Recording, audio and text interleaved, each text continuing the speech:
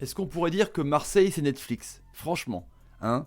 Il se passe toujours quelque chose. Au Vélodrome c'est le feu, c'est un truc de taré franchement. Et ça commence à être vraiment du sérieux. On dit ça toutes les semaines, mais là, salut à tous, footeuses et foot de la famille, c'est Thomas, victoire de l'OM 3 buts à 1. Donc un but de Jordan Amavi qui va beaucoup mieux, on va en reparler. Sanson que je trouve monstrueux, évidemment, il y avait un but d'Adli en première mi-temps. Le Titi parisien qui avait marqué un but franchement somptueux.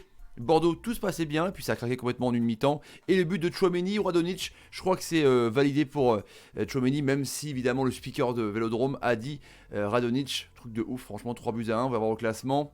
Marseille fait le trou de taré. Ambiance de Guedin au Vélodrome, 6ème victoire d'affilée pour l'OM. Franchement, ça commence à être du lourd, du lourd. Les amis, bombardez la barre des likes, évidemment. Le petit like qui va bien sous la vidéo. Matraquez la barre des likes pour me faire plaisir et pour récompenser le travail fait sur la chaîne. Donc, les supporters sont énormes évidemment, l'ambiance de feu, les Miss France est en train de danser, enfin c'est n'importe quoi. Et la cité du Vélodrome est imprenable les amis. Pourtant ils étaient malmenés par les Bordelais, faut dire ce qu'il y a quand même, avec évidemment ce but exceptionnel d'Adli. Alors en première période, le pressing était haut.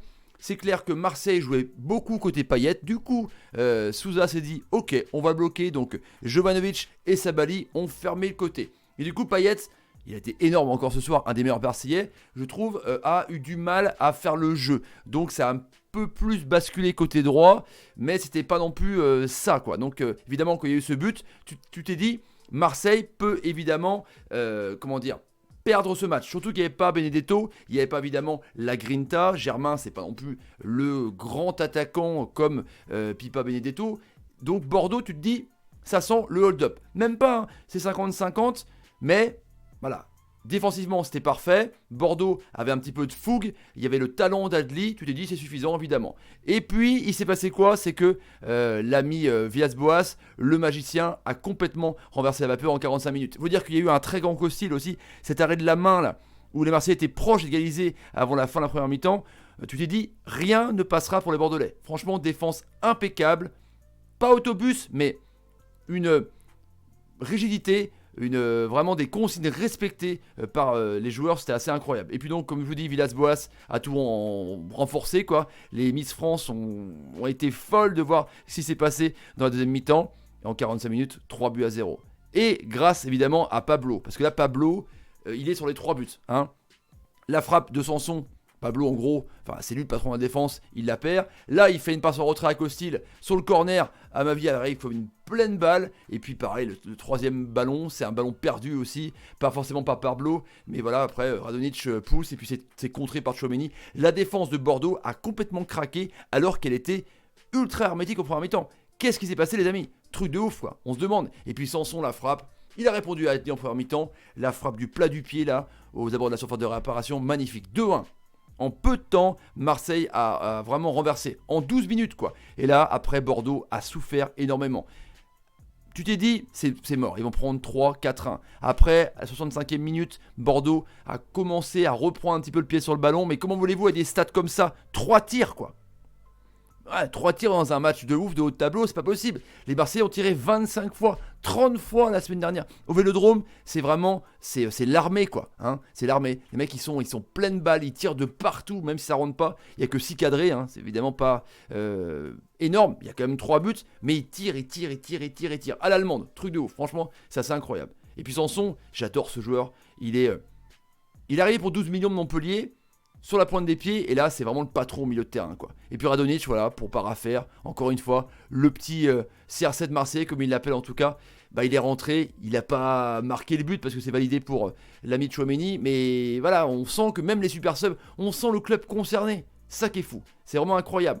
Payet, encore énorme, le maître artificier Payet, franchement, voilà, je sais pas quoi dire sur Payet en ce moment parce que tu dis que Payet est ultra irrégulier, qui va forcément plonger au bout d'un moment, mais encore une fois il fait le corner magnifique, il dépose sur la tête d'Amavi qui arrive comme une pleine balle. C'est lui qui met à mal complètement l'équipe bordelaise à gauche, même si c'est bien muselé par Jovanovic Chabali. Et puis après il appuie, il est dans les contres. Voilà, un Payet comme ça, Marseille peut aller très loin les amis, c'est assez incroyable. Évidemment, je parle de Valentin Rongier parce qu'on était tous, on sait rien, mais même les Marseillais à se dire, voilà, Rongier il arrive pour 15 bars, arnaque, mais le mec, voilà, le mec, c'est un monstre, quoi. Il a récupéré combien de ballons au milieu de terrain? Il a muselé le milieu de terrain marseillais en seconde période. Truc de ouf, quoi. C'est lui, je trouve, la meilleure recrue avec Villas-Boas à Marseille. Il est incroyable, petit Valentin Rongier. Je sais pas s'il est au port de l'équipe de France, dans les commentaires, les amis, mais c'est intéressant. Il y a beaucoup de milieux de terrain, il y a pléthore de choix évidemment, mais c'est une option intéressante, pourquoi pas, pour l'ami Rongier. Et puis voilà, Sanson, quoi, qui marque des buts dans ce rôle un petit peu étrange à gauche, là, avec Camara qui était titulaire encore au milieu de terrain. Mais il va surtout prendre, je trouve, quand Payet prend le côté gauche, la pointe haute un peu du triangle. Camara se remet à gauche, ça bouche les trous, et puis du coup, c'est lui qui apporte un petit peu de l'allant. Et pareil, encore une fois, je parle de la Bundesliga, mais il a une frappe de ouf, Sanson, et puis il frappe, quoi.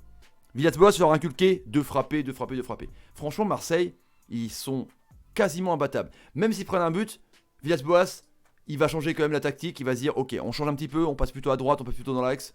Et puis ça marche, quoi. C'est un truc de ouf, franchement, un truc de ouf. Kossi a été énorme. C'est lui, je pense, qui tient sur les bons rails l'équipe bordelaise. Parce qu'il fait un arrêt, encore une fois, incroyable. Il aurait dû avoir 1-1 sans cet arrêt de fou, là. Max Payne, avant la première mi-temps.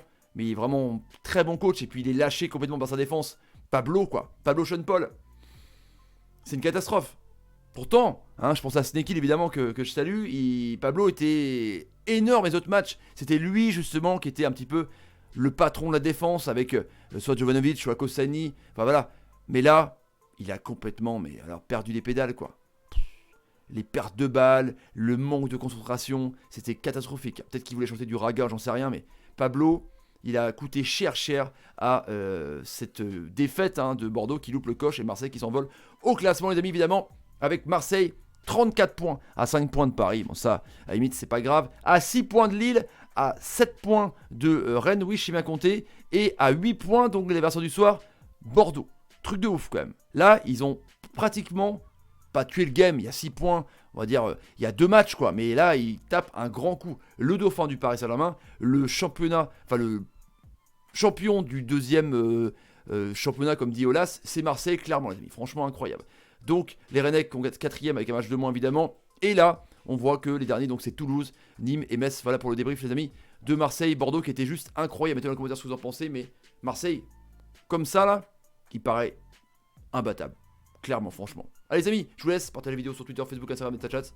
Le petit pouce. Et je vous laisse. Salut, salut, salut. Et salut. Demain, le grand décrassage. C'est chaud. Hein. Marseille, c'est Netflix. Mais ouais.